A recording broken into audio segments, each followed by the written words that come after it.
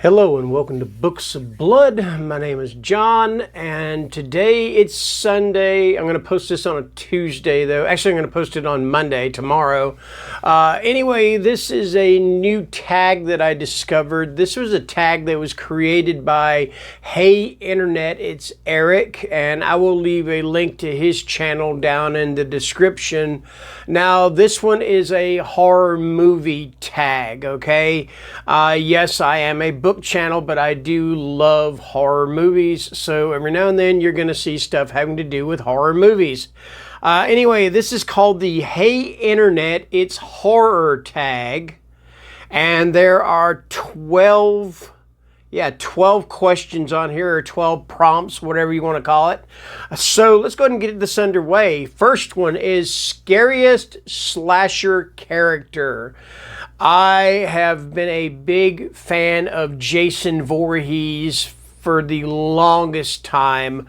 And of course, you know, Jason made his first appearance in Friday the 13th Part 2. Full-grown Jason. Now, little boy Jason, if you've seen the original 1980, was it 1980? Friday the 13th, you know that he does make an appearance at the end of that. But full-grown Jason, you know, going around killing campers and killing people, having sex when they should be watching, you know, making sure the kids don't drown or stuff like that or whatever. Yeah, that Jason first appeared in Friday the 13th Part 2. And like I said, I have loved Jason Voorhees ever since. Now, my favorite actor who performs, performs as Jason Voorhees is Kane Hodder. In fact, Kane has been in more of the Jason films than anyone, and I believe that was starting with Part 6.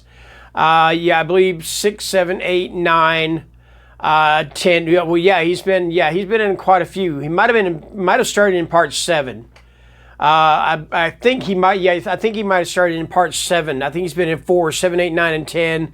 I know he wanted to be in Freddy vs. Jason, was very disappointed he was not in that movie. But yeah, he's been my favorite, has been Kane Hodder. And if you've never read his autobiography, I highly recommend that you read his autobiography, all right? Number 2. Worst sequel in a franchise. Now, as a franchise, it must be 4 movies to count as a franchise. In other words, the Halloween movies would count, the Alien movies would count, the Tremors movies would count. I'm gonna go for Halloween 3. I went to see this when I first heard about this movie. I was a kid, you know. I was 78. First Halloween came out. I don't remember when the third Halloween came out. I might have a little listing here. Yeah, I'm not 100% sure what year it came out. I went to the theater. I was other than this this black guy that sat way up front. I like to sit in the back. Sat way up front. We were the only 2 people in the theater. And I thought, well, this can't be good. You know, I mean, this is not a good sign. It's a Halloween movie. Why are there so few people in this theater?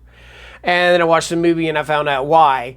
And I know a lot of people have kind of list this as a classic now. And I think it's the whole retro thing. People love to love on these old horror movies, you know. And I understand that. I do love a lot of them myself. Don't get me wrong. I mean, if you can see my collection back here, most of them are older horror movies. But not Halloween 3. I only have Halloween 3 because I've got the entire collection. It's like a 2-parter. These are all these on Blu-ray, and I've got the other ones that have the rest of them, including the Rob Zombie films. But Halloween 3, just not having Michael Myers in Halloween 3 was the first mistake they made. And I just could not get into the whole thing about the masks and things like that. It just did not work for me. So there you go. That's my answer. Number 3, a horror movie you wish more people talked about. I hardly ever hear anybody talk about Don't Breathe. All right? I think this is one of the most underrated movies. I don't ever hear anybody talk about it. You know, it's never listed. I never see it listed in too many top tens. Myself and Sion Doss did one on top 10 underrated horror films, or our favorite top 10 underrated horror films. And we mentioned it. I think, I can't remember if I mentioned it or Sion mentioned it, but we both loved it. And if you've never seen it, it's about these 20-somethings or whatever, and they're going to break into this guy's house and they're going to rob him. They figure he's a blind veteran and they figure he's going to be easy pickings. And you talk about a movie where the tables completely get turned on you. Don't Breathe is that movie. Stephen Lang as the protagonist, the veteran or whatever, he just does a fantastic, just a stellar job. I mean, he is creepy to the max, all right? And I don't know why more people don't talk about this movie, because it was absolutely awesome. It was directed by Fede Alvarez, who directed the Evil Dead remake, which I freaking loved. So, yeah, if you haven't watched Don't Breathe, just find it on a streaming service and check it out. And I do believe there's going to be a sequel, all right? Number 4, a horror remake you prefer over the original. I am going to get so much shit for this, but you know what? It's my opinion, so I don't care. Okay, don't get me wrong. I loved the 1977 version of Suspiria. It is a masterpiece. It is a masterclass in horror filmmaking, but there is just something about the remake from 2018 that I prefer over this one. And they are the same movie. The same, pretty much the same plot. Girl goes to this ballet school in I think it's in Italy in the first one, and the second one is in Germany. And the school is basically a coven of witches, all right? Or she discovers the school is a coven of witches. After that, they are two different movies. Suspiria is bright, it's colorful, you know, it's like Technicolor blood and stuff like that, whereas the remake is somber tones, muted colors. It's not necessarily any gorier than the original movie, but there's just something about this movie that I thought I was going to hate it. I watched it, I rented it one night on Amazon Prime, or it might have been free on Amazon Prime. And I loved it. I'm sitting there going, I'm going to hate this. I'm going to hate this. I love this. Oh my God, this is fantastic. I did. I'm sorry. I picked this one. Suspiria. You know, sue me. I don't care. All right. Let's see. Oh, number 5, a horror movie that didn't live up to the hype. Now, this one that I'm holding up is actually the 1960 version. It did live up to the hype. The one I am referring to is the 1999 version with Liam Neeson, Catherine Zeta-Jones, Lily Taylor, and Owen Wilson. The 1999 version of The Haunting, of course, based on Shirley Jackson's The Haunting of Hill House. I remember there was so much hype about this movie because it was going to be a horror movie directed by Jan de Bont, who, of course, directed the movie Speed with Keanu Reeves and Sandra Bullock.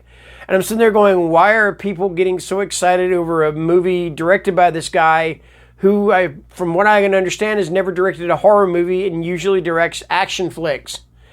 I went to see this movie expecting, I was so disappointed in this damn movie. It's like, oh, good God, what the hell is going on here? I mean, it was, to me, just an absolute travesty of a movie, you know. And I just wonder if Shirley Jackson wasn't rolling over in her grave or just laughing her rear end off, you know. So, yeah, anyway, that's the one.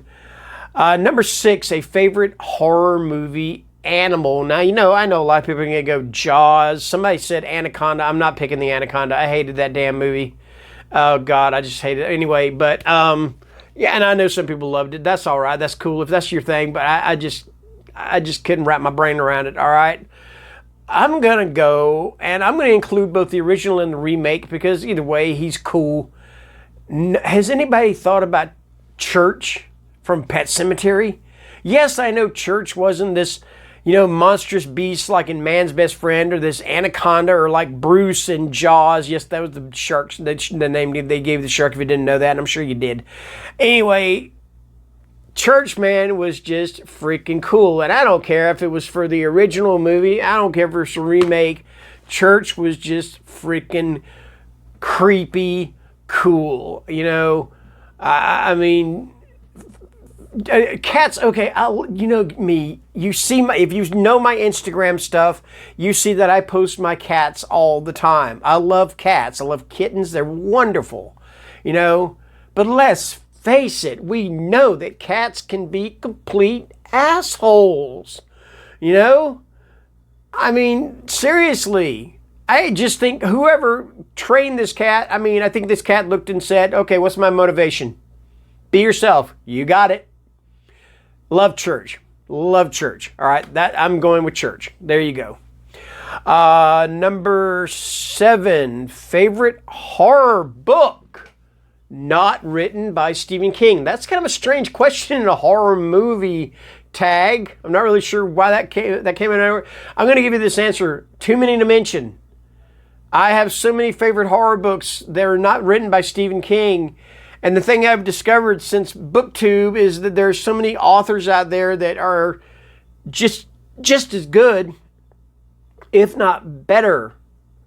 And some are better than Stephen King. Okay? Yes, he is the king of horror. Well, he has the last name King. What do you expect? And he's written some great books. The Stand, It, Misery, all right? Salem's Lot. But he's also written some stinkers. Elevation come to mind? Yeah, okay? And I think if you told King he was a better writer than somebody like John Ferris or Ramsey Campbell or even Jack Ketchum, who not taking, or James Herbert. John Ferris, Son of the Endless Night, When Michael Calls, All Heads Turn When the Hunt Goes By, Ramsey Campbell, The Parasite, The Nameless, The Influence, those, Hungry Moon, Jack Ketchum, Off Season, The Woman, The Girl Next Door, James Herbert, The Dark, The Ghost of Sleeth, The Fog, so many more. I think if you told King that he was a better writer than these 4 authors, he'd tell you flat out you're nuts. Okay? That's my answer. Okay. Number 8, favorite fire stunt and horror movie. I had to think on this one. Favorite fire stunt. Now, somebody said that their favorite was the scene in Freddy vs. Jason. Jason in the cornfield with the burning machete and throwing at the guy and going through the guy. I'm going to go back to 1973 and I'm going to go with, okay, this is going to be a spoiler. If you have not seen 1973's The Wicker Man, I suggest you might want to fast forward about, 60 seconds beginning now. The very end of this movie, when Officer Howie or Sergeant Howie has found out that he has been duped by this pagan cult on this island after going there thinking he's going to find this girl, he's going to rescue her. And it turns out that they needed a sacrifice and it was him. And you see this thing here, that's the Wicker Man. And that gets set on fire with Sergeant Howie inside of it. There's the end of the spoiler. All right. I just sat and wondered, how do they do this without the actor getting burned? Was the actor inside there? Was it a stunt man? I'm not really sure how they made it. I read somewhere how they did it, but I don't remember. But that's going to be my choice for favorite fire stunt in a horror movie. All right, so there you go. Number 9, a horror movie that you feel like you were the only one who enjoys it. I couldn't think of something just right off the bat with this one. I couldn't really think of a good answer for this. I am going to go with Paranormal Activity. I hear so many people sitting there go, oh, this movie was so dumb, they're so stupid, blah, blah, blah, blah, blah, blah. Yeah, whatever. I love this movie. I don't care. I loved it. You know, it was a haunted house movie set in modern times, in a modern house, not some big creepy Victorian mansion. It's like it could happen right here, right now. So there you go. That is why I loved it. You know, I love the franchise. I don't care. I don't care what people say. Big deal, whatever. Number 10, coolest looking horror creature, but it can never have been a human. 1979's Alien is a horror movie. I don't care if somebody says, well, it's set in space, it's sci-fi. I don't care. It's a horror movie. It is a haunted house horror movie set in space, and the xenomorph is the ghost. It is the demon. It is whatever you wish to call it. And it is one cool looking horror movie creature. I don't know if I have a full body shot of this thing. I've got this is the Alien Anthology. Let me see if there is one. I don't think there is. Yeah. Yeah, I'm not seeing one here. Anyway, it is, yeah, the first Alien. Now, the second, third, and fourth one, you can call them sci-fi movies or sci-fi horror movies. I'm sorry, Alien. The first Alien is a horror movie, and that is one cool-looking creature, horror movie creature, is the xenomorph. Of course, created by H.R. Giger or whatever. Number 11, a horror movie that you didn't expect to like but ended up enjoying. For that one, I'm going to go with Don't Look Now, and this is from 1973. It's directed by Nicholas Roeg, and this was starred Donald Sutherland and Julie Christie. And the reason I didn't expect to love it was because when I watched it, I was on a slasher or gore kick, and this movie is not a slasher movie. It is not a gore fest or anything like that. It is a very low-key, very slow burn of a horror film. It's one of those that you can't talk too much about, just like The Wicker Man. Again, you can't, you know, if you've never seen The Wicker Man, you can't really tell somebody about it if they haven't seen it, because you're going to spoil things. That's why I said there's going to be spoilers, right? You know, with The Wicker Man. And that's the way it is with Don't Look Now. The acting is fantastic. The cinematography, the story, which is actually based on a story by Daphne du Maurier, who wrote Rebecca. Don't Look Now is an absolute masterpiece of a horror film, okay? Last but not least, most memorable horror movie ending. All right. And again, I'm not going to spoil it this time, so I'm not going to say anything about the ending. So if you did skip through the first part about The Wicker Man, yes, The Wicker Man to me is an absolute, the horror is one of the most memorable horror endings in cinematic history. Okay, and again, I don't want to spoil this for you if you've never seen it, and please, whatever you do, don't watch the Nicolas Cage version. The Nicolas Cage version, yes, sounds like a sequel to the 40-Year-Old Virgin. You know, the Nicolas Cage version. I don't understand why everybody thinks I'm a virgin. Anyway, that's a horrible Nicolas Cage. Anyway, yes, watch the 1973 The Wicker Man. Go in, eyes wide open, but blind to what the movie is about. I would just say that it's about this police captain who goes to this remote island called Summer Isle to investigate the disappearance of a little girl. That's all I'm going to tell you. All right? And that's going to do it. That is it. That is the Hey Internet, it's our Hey Internet horror here tag. And am I going to tag anybody? I'm not going to tag anybody. If you feel like doing this video, then please, by all means, do this video. Have fun with it, okay? And it's going to post on Monday. So until then, you guys take care, and I'll see you later. Bye.